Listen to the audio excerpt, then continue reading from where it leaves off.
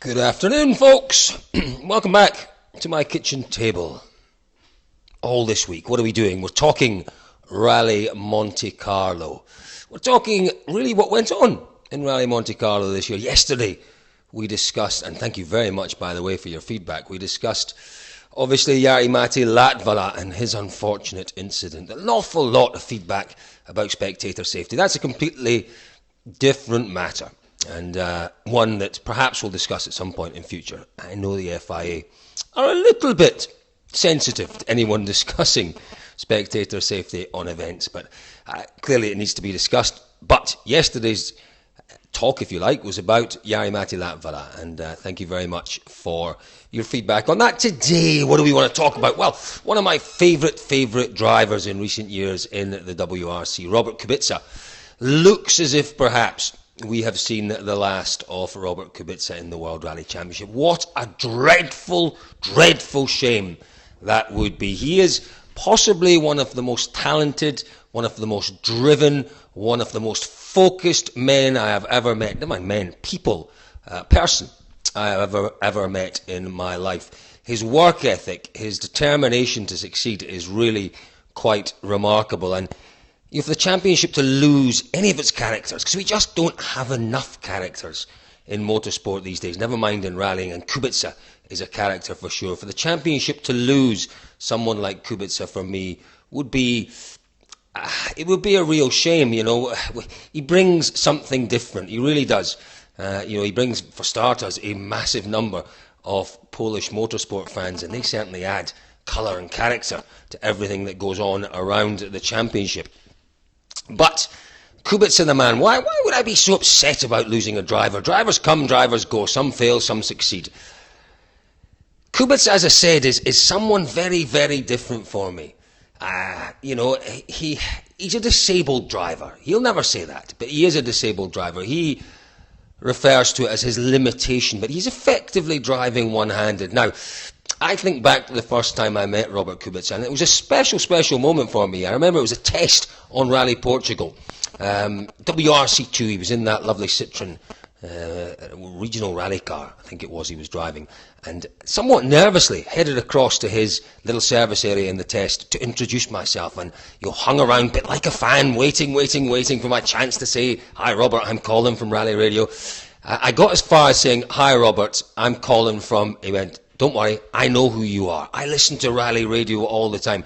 This man was a Formula One star. He was the man who was destined for Ferrari. Obviously, he'd had a terrible, terrible accident in rallying, a lot of time at home, and he listened to Rally Radio. He followed what went on in the World Rally Championship, and it was a massive, massive honour almost for me, I suppose, to be recognised by Robert Kubica. At that point, I thought he was a man that's serious about his rallying, and really everything he did from that moment on just added to that. I heard stories about what he would do on a Sunday after a rally. Most other drivers would head to bed for an hour or two and then to the bar for 10 or 12 hours or so. Kubica wouldn't. He would go back out, have a look, take his notes, check the stages. He reckoned he was allowed to do it. He'd had a look at the regulations. His interpretation was that he could do that. He was 100% focused. He would sit at home between rallies and he would prepare for rallies. Now, he knew that he had to work that much harder than anyone else. And, I think if Kubica has gone, there's two reasons why he's gone. One, because he's just not getting to grips with it. He wants to win. We saw last season and the season before, he goes through patches of just focusing on finishing. And he can finish rallies. He can finish rallies all day long. 5th, 6th place, 7th place, not a problem. But that's not in the nature of the man. He wants to win. He's a winner in Formula One, destined for the top in Formula One. He's come to the top level of rallying. He wants to win. Absolutely wants to win. He's not just there to make the numbers up. But can he win? That's the question. There's two things limiting whether Kubica can win. One is the fact that he sees not being in a factory team as being almost a bar to winning in the World Rally Championship. And you'd have to say, with the absolute domination of Volkswagen right now, he's probably correct. When was the last driver other than a Volkswagen to win a rally without the Volkswagens having problems? Can't remember. Before Volkswagen entered the championship. They're utterly dominant, and to compete against them you need to be in a factory team. The other is clearly, as he calls it, his limitation. He is driving one-handed. You will never see onboards showing you how Kubica drives. But let me tell you, my understanding is that he is operating the handbrake by shoving it, not by pulling it as most drivers do. Gets his momentum from his shoulder and he pushes the handbrake. When things go wrong, he's basically changing down and he's reacting with one hand. He's only got that much lock. You can only take your hand that far around when you're reacting, and that's why we see him having so many problems. But you know, there are many things that I'll remember about Kubica's time if he does decide to call it a day. One of which, and possibly the standout for me, was the test for Rally Monte Carlo last year. Just the most incredible bit of footage, possibly one of the best bits of footage in terms of motorsport footage that I've ever seen. It was absolutely sublime. It was breathtaking. It was brilliant. It was instinctive, and it was a man at the very height of his powers. Dancing a 320, 330 horsepower car through those twisty sections on that test road in the hills above Nice. Really just utterly breathtaking, unforgettable. Talking about his limitations, yeah, they'll never go. It doesn't look like, sadly, they will get that much better. He'll get maybe a little more strength in that arm, but will he get full use of that arm? No. That's one thing that he'll have to live with if he decides to stay in rallying. The other big question I think that he asks himself is this block that he puts on himself because he's not in a manufacturer team. Why isn't he in a manufacturer team? I think he's got a job that he could do for Toyota. Now, we're hearing various names mooted for test drivers for Toyota, some of which are very, very good drivers who will bring experience. Some of them, well, you wonder why they're being suggested. For me, Kubica as a test driver, as potentially a driver for next year. Mäkinen has admitted next year's a development year for Toyota. I don't expect to see a big-name driver there next year. I think in Toyota we might see Mikko Hirvonen coming out on a few events. We might see Juho Hänninen. Why not have Robert Kubica there?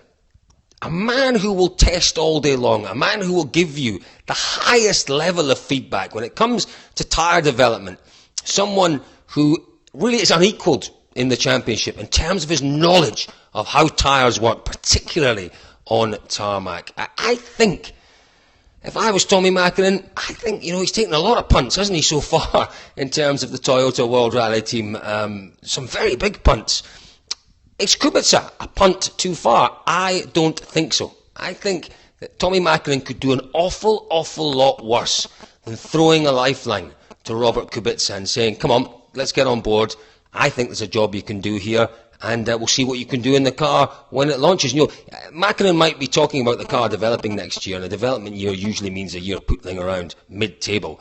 You put Kubica in the car, and you've always got a chance. Yes, he crashes, and I tell you what, I don't want to hear any more of that. He crashes. We all know he crashes. He doesn't crash because of his lack of ability, doesn't crash because of his lack of judgment. He crashes because he pushes. And that's what we like to see. A driver who never crashes is, let's face it, a boring driver. Someone that just wants to puttle around at the back of the field. He ain't interested in that.